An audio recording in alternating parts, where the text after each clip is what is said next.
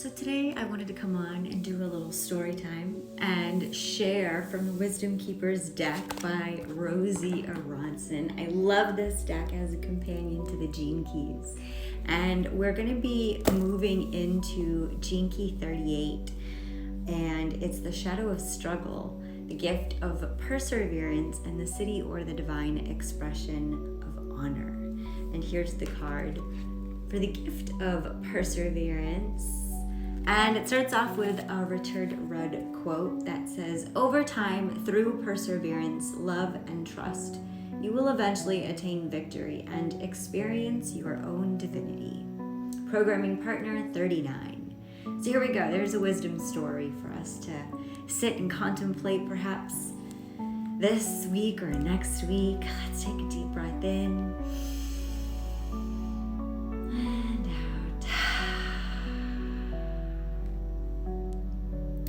My older brother died when I was just a child. My mother went into a deep depression. As a boy of action, I fought with all my might to pull her out of her grief, but her pain consumed her until she ended her own life. Her act of utter defeat was unthinkable in our land. I heard people talking, and it made me so angry my whole body shook. Not knowing what to do with the overwhelming tension I felt, I started fighting wherever and whenever I could feel my impact. I loved the feeling of exerting my body. Fighting and winning gave me a sense of purpose and power. But sometimes I took my aggression out on helpless animals and my younger siblings. I became addicted to the struggle and rarely knew when to stop. As I grew older, I became a powerful warrior with a gift for inspiring others to act. But my personal feelings often clouded my judgment. Once I led a whole army to war because someone from another village insulted my mother's honor. Many people were injured, even killed, at my insistence. Just before we launched another attack, a young boy from the warring village, the same age as my older brother, when he died, ran up to me and flung his arms around my waist out of pure desperation. He pleaded with me to end the feud, crying, "Why are we fighting? I don't understand." As his question penetrated my deaf ears and hardened heart, I woke up. I started breathing again. I hadn't even realized just how tight my chest had been for years. He was right.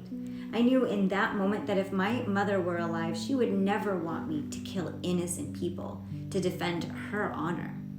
There was already more than enough suffering and struggle in our village. And there I was, her son, fighting for everything that didn't matter. I wasn't honoring anyone. That's when I realized that deep down, I'd come to believe that if I had nothing to fight, I'd disappear, just like my mother did, just like my brother. Everything changed after that. I took that sweet boy under my wings, and now we can only fight for causes that are worth fighting for, those that are good for all people and the earth.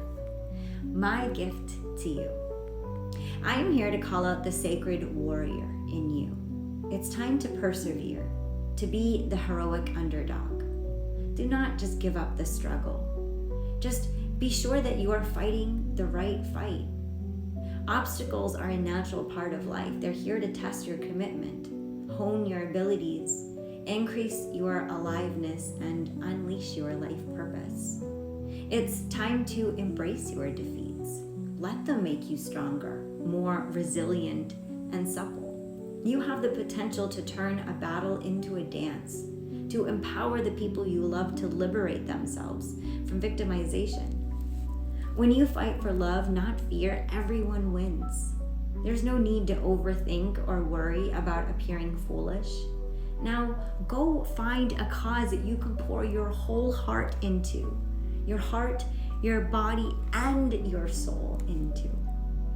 Questions for contemplation. Where in life are you fighting yourself? Does self-blame or a stronger inner critic often leave you disempowered and depleted? Are you afraid of fighting, even for a worthy cause? Do you tend to fight the wrong things and the wrong people? Does a combative style sometimes sabotage your relationships?